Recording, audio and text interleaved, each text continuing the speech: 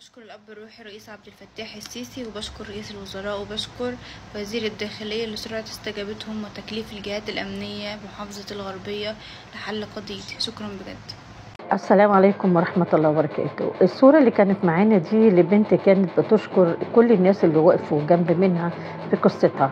هي قصتها قصة غريبة شوية، بس يعني أنا حابة إن أنا أحكيها للناس علشان يعرفوا إن أقرب الناس ليك ممكن يعملوا إيه. البنت دي كانت مسافرة من حوالي 2 أو 3 سنين، هي وباباها ومامتها كانوا رايحين يصيفوا، ويشاء القدر إن باباها يتوفى وهم ماشيين على الطريق. طبعا ربنا يحفظنا جميعا. ادى الموضوع ده الى ان هم عملوا حادثه كبيره جدا. الحادثه دي طبعا الاب توفى لان هو كان مات في الطريق، فعلا كان مات قبل وقوع الحادثه، والام اتنقلت للمستشفى والثلاث بنات والولد كمان. الام كانت في حاله غيبوبه، كانت في حاله يعني صعبه شويه، وطبعا عمامها جم عشان ياخدوا يعني يشيلوا ويمشوا مع الاسعاف والكلام ده. الكلام اللي قالته البنت ان عمها وهو راكب ورا عربيه الاسعاف وهو ماشي، طبعا ما كانش عنده هيبه الموقف. نزل يشتري مشبك ويشتري حاجات حلويات، وده كان اول حاجه صار فيها القلق للبنت. وبعد ما راحوا المستشفى بعد يومين دخلوا على مامتها وعمها دخل على مامتها وقال لها ان جوزك توفاه الله. طبعا ده ساء بحالتها، وتوفت الام بعد الاب بحوالي يومين او يومين. في بنتين كانوا في العنايه المركزه، والولد كان صغير خالص لانه كان عنده حوالي 5 سنين او 6 سنين، توفاه الله.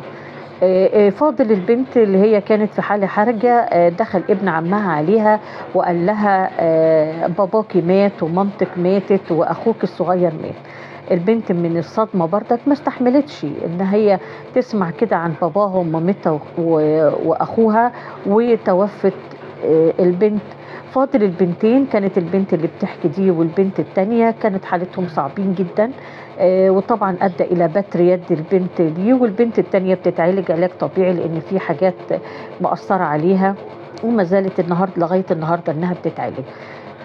طبعا عمها في الفترة دي بعد ما مات اخوه ومراته وابنه كده، اصبح ما فيش الا البنتين. طبعا طردهم من البيت، من الشقه اللي كانوا ساكنين فيها، واستولى على الشقه للاسف الشديد، واستولى على كل ممتلكاتهم وطردهم بره. والبنتين دول فضلوا قاعدين عند ستهم مامتهم لغايه لما رفعوا قضيه ورفعوا حاجات في المحاكم على عمهم، ولكن للاسف طبعا لطول المده وطول الطريق مش عارفين ياخدوا حاجه.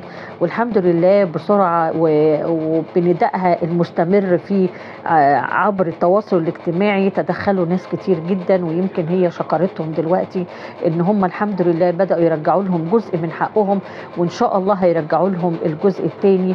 وانا بقول لها يعني البقاء والدوام لله وحده، ولا يضيع حق وراءهم مطالب.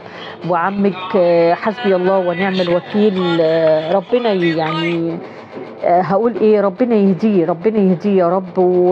ويا بنتي ربنا يعينك، ويا رب ان شاء الله دايما تلاقي ناس واقفين جنبك. والحمد لله ان ناس كتيرة قوي يعني استجابوا ليها بسرعة واستجابوا لموقفها ده.